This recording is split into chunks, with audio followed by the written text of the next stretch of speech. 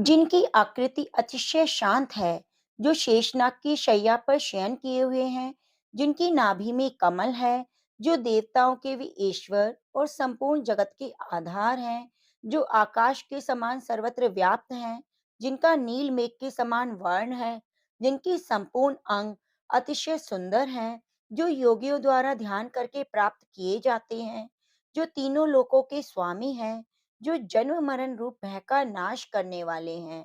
ऐसे लक्ष्मीपति कमल नेत्र वाले भगवान विष्णु को हम सब प्रणाम करते हैं। ओम नमो भगवते वासुदेवाय नमः। जय श्री कृष्णा, राधे राधे। प्रिय मित्रों, आप सभी को माघ मास की हार्दिक शुभकामनाएं। आज से आप हमारे चैनल पर नित्य प्रति माघ मास की कथाएं श्रवण करेंगे। कथा शुरू करने से पहले आप कमेंट बॉक्स में ओम नमो भगवते वासुदेवाय नमः जरूर लिखिए और चैनल को सब्सक्राइब कीजिए। एक समय श्री सूत जी ने अपने गुरु श्री व्यास जी से कहा, गुरुदेव कृपा करके आप मुझसे माघ मास का महत्तम कहिए, क्योंकि मैं आपका शिष्य हूँ।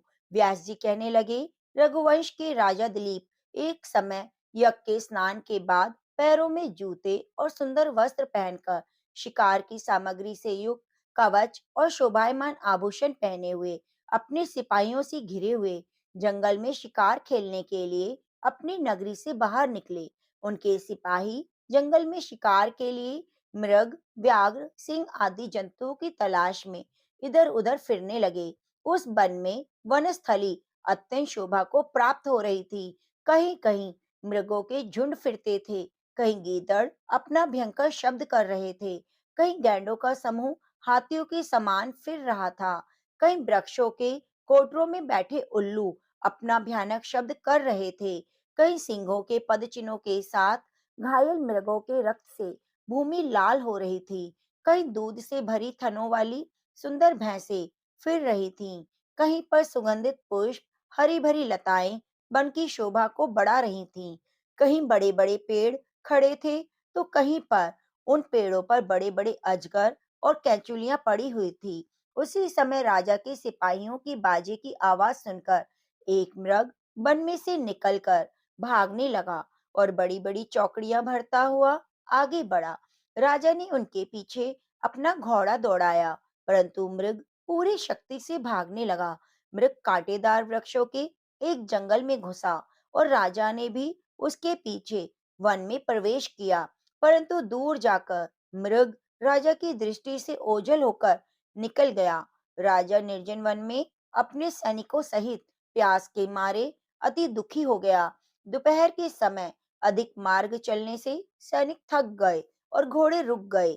कुछ देर बाद राजा ने एक बड़ा भारी सुंदर सरोवर देखा, जिसके किनारों पर घने वृक्ष थे। इसका जल सज्जनों के हृदय के समान स्वच्छ और पवित्र था। सरोवर का जल लहरों से बड़ा सुंदर लगता था। जल में अनेक प्रकार के जल जंतु, मछलियां आदि इधर उधर फिर रही थीं। दुष्टों के समान निर्दयी चित्त वाले मगरमच्छ भी थे। किसी किसी जगह लोभी के समान सिमाल भी पड़ी हुई थी। जैसे विपत्ति में पड़े हुए लोगों को दुखों को हरने वाले दानी पुरुष के समान यह सरोवर अपने जल में सबको सुखी करता था। जैसे मेघ चातक के दुख को हरता है, इस सरोवर को देखकर राजा की थकावट दूर हो गई।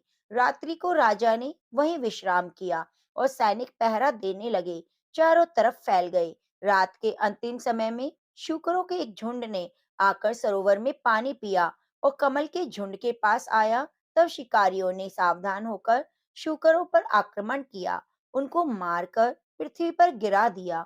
उस समय सब शिकारी कोलाहल करते हुए बड़ी खुशी के साथ राजा के पास गए और राजा प्रभात हुआ देखकर उनके साथ ही अपनी नगरी की तरफ चल पड़ा, जिनका शरीर तपस्या और नियमों के कारण बिल्कुल सूख गया था, जो मृगशाला और बलकल पहने हुए थे, नख, रोम और केश धारण किए हुए थे।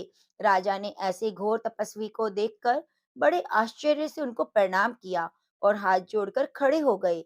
तपस्वी ने राजा से कहा, हे राजन, इस पुण्य शुभ माघ में इस सरोवर को छोड़कर तुम यहाँ क्यों जाने की इच्छा करते हो? तब राजा कहने लगा, हे महात्मन, मैं तो माघ मास के स्नान के फल को कुछ भी नहीं जानता।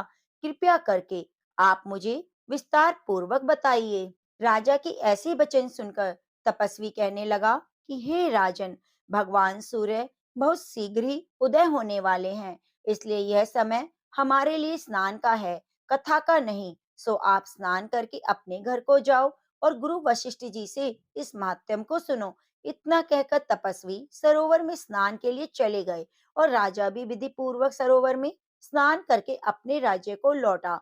रानीवास में जाकर तपस्वी की सब कथा रानी को सुनाई। तब सूत जी कहने लगे, महाराज, राजा ने अपने गुरु वशिष्ठ जी से क्या प्रश्न किया, उन्होंने क्या उत्तर दिया, सो बताइए। व्यास जी कहने लगे, हे सूत जी, राजा दिलीप ने रात्रि को सुख से सोकर प्रातः समय ही अपने गुरु वशिष्ठ जी के पास जाकर उनके चरणों को छूकर प्रणाम करके तपस्वी के बताए हुए प्रश्नों को अति नम्रता से पूछा कि गुरुजी, आपने आचार, दंड, नीति, राज्य धर्म, चारों वर्णों के चारों आश्रमों की क्रियाओं, दान और उनके विधान, यज्ञ उनकी विधियां, व्रत उनकी प्रतिष्ठा, भगवान विष्णु की आराधना अनेक प्रकार से और विस्तार पूर्वक बतलाई। अब मैं आपसे माघ मास के स्नान के महात्म्य को सुनना चाहता हूँ। सो हे तपोधन, नियम पूर्वक इसकी विधि समझाइए। गुरु वशिष्ठ जी कहने लगे, हे राजन, तुमने दोनों लोकों के कल्याणकारी, वनवासी गृहस्थियों के अंतःकरण को पवित्र करने वाले माघ मास के स्नान का बहुत सुंदर प्रश्न पूछा। मकर राशि में सूर्य के आने पर माघ मास में स्नान का फल गो, भूमि, तिल, वस्त्र, स्वर्ण, अन्न, घोड़ा आदि दानों, चंद्रायन और ब्रह्मकूर्च व्रत आदि से भी अधिक होता है। बैसाख और कार्तिक में जप, दान, तप और यज्ञ बहुत फल देने वाले हैं, परंतु माघ मास में तो इनका फल बहुत ही अधिक होता है। माघ में स्नान करने वाला पुरुष राजा और मुक्ति के मार्ग को जानने वाला होता है। दिव्य दृष्टि वाले महात्माओं ने कहा, जो मनुष्य माघ मास में सकाम या भगवान के निमित्त नियम पूर्वक माघ मास में स्नान करता है, वह अनंत फल वाला होता है। उसको शरीर की शुद्धि, प्रीति, ऐश्वर्य और चारों प्रकार के फलों की प्राप्ति होती है। अदिति ने 12 वर्ष तक मकर संक्रांति में अन्न त्याग कर स्नान किया। इससे तीनों लोकों को उज्जवल करने वाले 12 पुत्र उत्पन्न हुए। माघ मास में स्नान करने से ही रोहिणी, सुभगा, अरुंधति दानशीलता हुई, इंद्राणी के समान रूपवती होकर प्रसिद्ध हुई। जो माघ मास में स्नान करते हैं तथा देवताओं के पूजन में तत्पर रहते हैं, उनको सुंदर स्थान, हाथी और घोड़ों की सवारी, दान को द्रव्य प्राप्त होता है। अतिथियों से उनका घर भरा रहता है। उनके घर में सदा वेद ध्वनि होती है। वह मनुष्य धन्य है जो माघ मास में स्नान करते हैं, दान देते हैं और व्रत नियमों का पालन करते हैं। दूसरों के पुण्यों के क्षीण होने से मनुष्य स्वर्ग से वापस आ जाता है, परंतु जो मनुष्य माघ मास में स्नान करता है, वह कभी स्वर्ग से वापस नहीं आता। इससे बढ़कर कोई नियम, तप, दान पवित्र और पाप नाशक नहीं। भृगु जी ने मणि पर्वत पर विद्याधरों को यह सुनाया था। तब राजा ने कहा, हे ब्राह्मण, भृगु ऋषि ने कब मणि पर्वत पर विद्याधरों को उपदेश दिया था, सो बताइए। तब ऋषि कहने लगे, हे राजन, एक समय 12 वर्ष तक वर्षा न होने के कारण, सब प्रजा क्षीण होने के कारण संसार में बड़ा कलह मच गया। हिमाचल और विंध्याचल पर्वत के मध्य का देश निर्जन होने के कारण श्राद्ध, तप, स्वाध्याय सब कुछ छूट गया। सारा लोक विपत्तियों में फंसकर प्रजाहीन हो गया। सारा भूमंडल फल और अन्न से रहित हो गया। तब विंध्याचल से नीचे बहती हुई नदी के सुंदर वृक्षों से आच्छादित अपने आश्रम से निकलकर श्री भृगु जी ने अपने शिष्यों सहित हिमालय पर्वत पर गए। इस पर्वत की चोटी नीली और नीचे का हिस्सा सुनहरा होने से सारा पर्वत पीतांबरधारी श्री भगवान के सदृश लगता था। पर्वत के बीच का भाग नीला और बीच बीच में कहीं कहीं सफेद स्फटिक होने से तारों से युक्त आकाश जैसी शोभा को प्राप्त होता था। रात्रि के समय वह पर्वत दीपकों की तरह चमकती हुई दिव्य औषधियों से पूरी किसी महल की शोभा को प्राप्त होता था। वह पर्वत शिखाओं पर बांसुरी बजाती और सुंदर गीत गाती हुई किन्नरियों और केले के पत्तों की पताकाओं से अत्यंत शोभा को प्राप्त हो रहा था। यह पर्वत नीलम, पन्ना, पुखराज और इसकी चोटी से निकलती हुई रंग बिरंगी किरणों से इंद्रधनुष के समान प्रतीत होता था।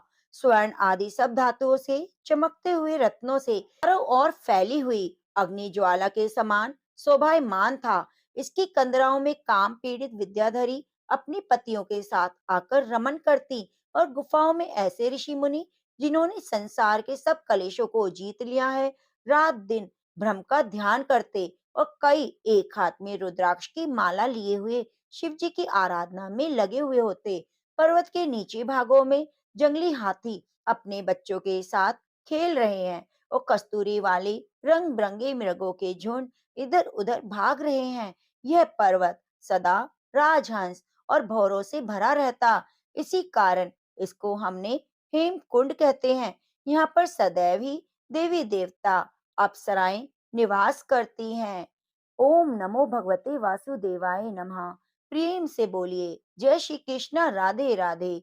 प्रिय मित्रों, अगले अध्यायों के लिए आप हमारे चैनल को सब्सक्राइब जरूर कीजिए और बेल आइकन को दबा लीजिए, जिससे आपको नित्य प्रति माघ मास के महात्म की कथाओं का श्रवण करने का पुण्य प्राप्त हो सके।